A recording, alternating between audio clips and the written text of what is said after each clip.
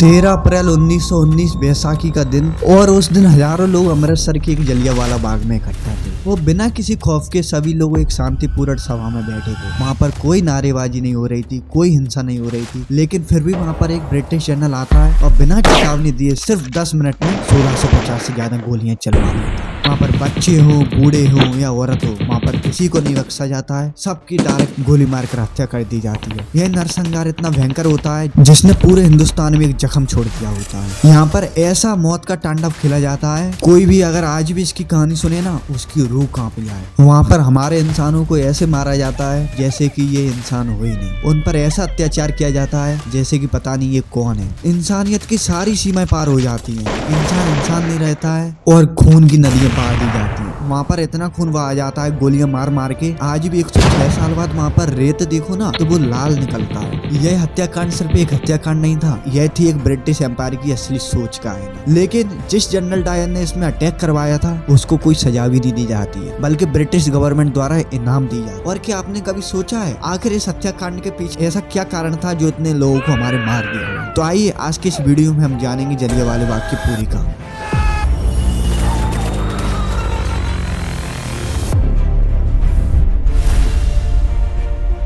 अब दोस्तों आप खुद को इमेजिन कीजिए कि अभी आप एक आम भारतीय हैं जो अभी 1918 के दौर में है। आपने फर्स्ट वर्ल्ड वॉर में ब्रिटिश का साथ दिया है, आपकी जेब से पैसा भी गया है और आपके घर से एक बेटा भी गया है, और बदले में आपसे वादा किया गया है कि सुधार होगा, सम्मान मिलेगा, शायद कुछ आजादी मिलेगी। लेकिन वॉर खत्म होने के बाद आपको क्या मिलता है? कुछ नहीं। ना कोई आजादी मिली, ना कोई सम्मान मिला और ना कोई सुधार हुआ। उल्टा और ज्यादा कड़े कानून और ज्यादा अत्याचार आप पर थोप दिए गए। आपके सामने जो आपके देश की इकोनॉमी है वो बुरी तरह गिर चुकी है।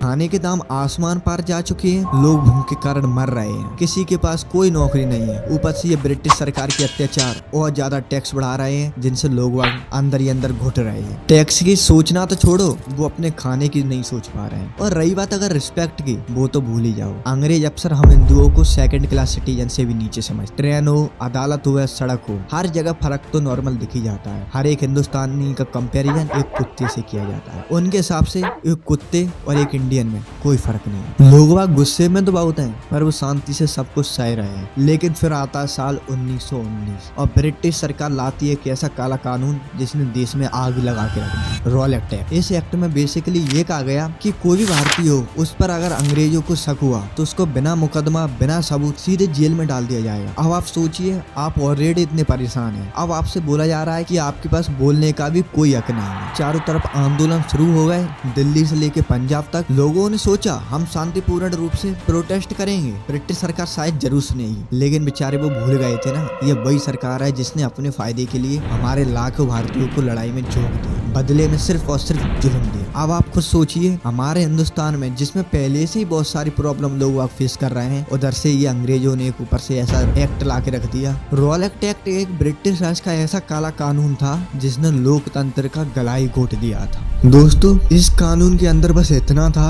अगर कहीं ब्रिटिश सरकार को आप पर संदेह हो गया कि आप उनके खिलाफ विरोध कर सकते हैं या उनके खिलाफ विरोध करने की कभी सोच भी सकते हैं, तो वो आपको बिना किसी मुकदमे के, बिना किसी सबूत के सीधा गिरफ्तार कर लें। अब वो भी पता नहीं कितने समय तक आपको जेल में रखें। आप ना उस समय वकील कर सकते हैं, ना आपको जमानत मिल सकती है, और ना ही आपको बताया जाएगा कि आपकी आखिर गलती क्या है जिस कारण से आपको जेल मिली है। बस उनको संदेह हुआ, उन्होंने आपको जेल में डाल दिया। कहो अब आपकी पूरी जिंदगी जेल में निकल जाए, आपको कभी छोड़ा ही नहीं जाए। और फिर वैसे भी हमारे भारत में पहले से बहुत सारी प्रॉब्लम चल रही थी। फिर जब ये लॉ आया तो लोगों ने फिर महसूस किया अब बात सिर्फ टैक्स या रिस्पेक्ट की नहीं रही है, अब बात आ गई है फ्रीडम ऑफ स्पीच की और ह्यूमन राइट्स की। फिर क्या होना था, हर शहर में विरोध शुरू हो गया, कोलकाता हो या दिल्ली हो या लाहौर हो या बम्बई हो। लेकिन क्या है ना, पंजाब में इसका गुस्सा सबसे ज्यादा था। एक तरफ जो गांधी जी साउथ अफ्रीका से जो अब तक लौटकर शांतिपूर्ण राजनीति की राह दे रहे थे, उन्होंने पहली बार पूरे देश को एकजुट, उन्होंने इस कानून के खिलाफ शुरू किया पूरे भारतवर्ष में एक शांतिपूर्ण प्रोटेस्ट। उसका नाम सत्याग्रह against Rowlatt act. Gandhi ji का मैसेज सिंपल था, हम हिंसा कभी नहीं करेंगे, लेकिन अन्याय कभी हम स्वीकार भी नहीं करेंगे।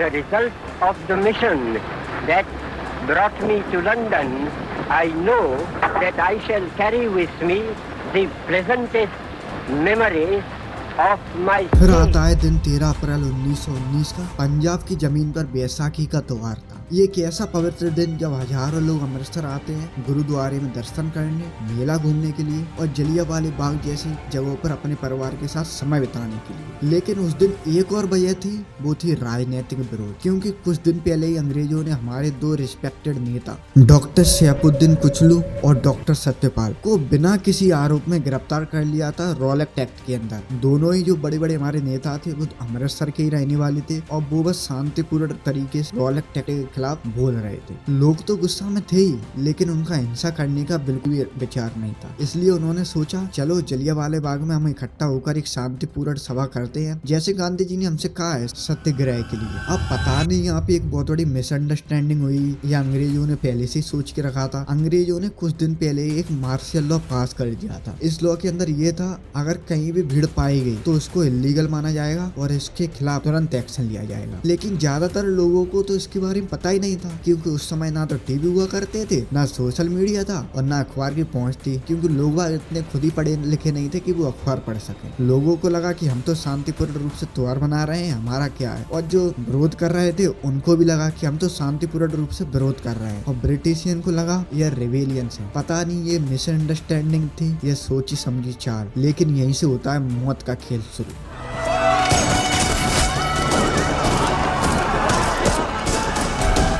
दोपहर का समय था, किसी को अंदाजा तक नहीं था कि ये कुछ ही घंटों में आज का ये जो दिन है ना, ये इतिहास का सबसे काला दिन बनने वाला है। जलियांवाला बाग जो एक खुला मैदान लगभग 6 से 7 एकड़ जमीन में फैला हुआ, चारों तरफ उसके 10-10 फुट की दीवार है और अंदर एक कुआं जिसमें पानी था और जिसमें कुल 5 गेट थे। उनमें से ज्यादा 4 गेट तो बंद ही रहते। डायर को दोपहर में 12:40 पर पता चलता है कि वहाँ पर एक पीसफुल प्रोटेस्ट हो रहा है। जो नेशनल लीडर अरेस्ट हुए हैं सत्यपाल और सैफुद्दीन कुचलू, उनके खिलाफ आवाजें उठाई जा रही हैं, लेकिन इसमें कोई वायलेंस नहीं हो रहा है। जैसे जैसे शाम ढलती जाती है वहाँ पे हजारों लोग जमा होने लगते हैं। कुछ रिपोर्ट कहती हैं लगभग 6000 लोग थे, तो कुछ कहती हैं 20,000 तो लोग थे, पर किसी ने उन्हें रोका नहीं, ना डायर ने ना शहर के डिप्टी कमिश्नर ने। फिर क्या था, शाम होती है 5:30 बजते हैं, जनरल डायर अपनी सेना के साथ वहाँ पहुँचता है। उसके साथ में थे 50 सोल्जर जिनके पास थी 303 एली एनफील्ड राइफल, 2 गाड़ी जिनमें मशीन गन लगी थी, लेकिन वो अंदर ना जा सकी क्योंकि रास्ते बहुत छोटे थे। और अब सबसे शॉकिंग बात तो ये थी, जैसे वो अंदर घुसता है ना वो कोई वार्निंग देता है, ना कोई वो अनाउंसमेंट करता है कि भीड़ हट जाए, बस वो तो घुसते ही बस एक ही शब्द बोलता है।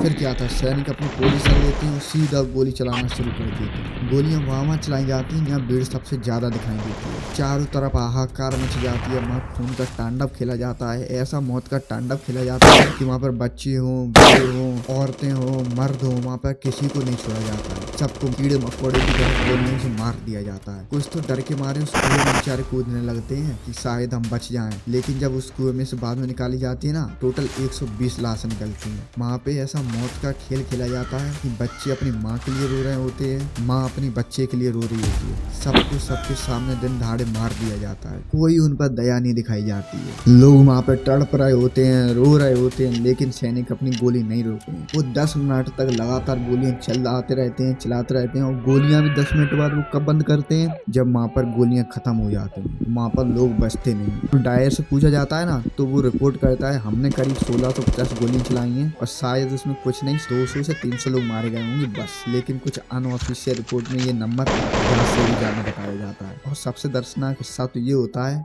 जब वो वहाँ पर गोलियां चला दी जाती हैं, लोग मर रहे होते हैं, तड़प रहे होते हैं, उसके बाद भी कर्फ्यू इतना सख्त लगाया जाता है कि घायल लोग अस्पताल नहीं जा पाते। पूरी रात वो लोग वहीं गोली पड़ी रहती हैं, पानी मांगते रहते हैं, रोते रहते हैं, पर उन्हें कोई बचाने नहीं आता है। फिर जाकर वो भी अपनी जान गंवा देते हैं हॉस्पिटल ना मिलने के कारण। जनरल डायर बाद में बोलता है, and a considerable non-violent crowd had gathered in the Jallianwala Bagh. Dyer ने बिना किसी चेतावनी के चिल्लाकर आदेश दिया, फायर।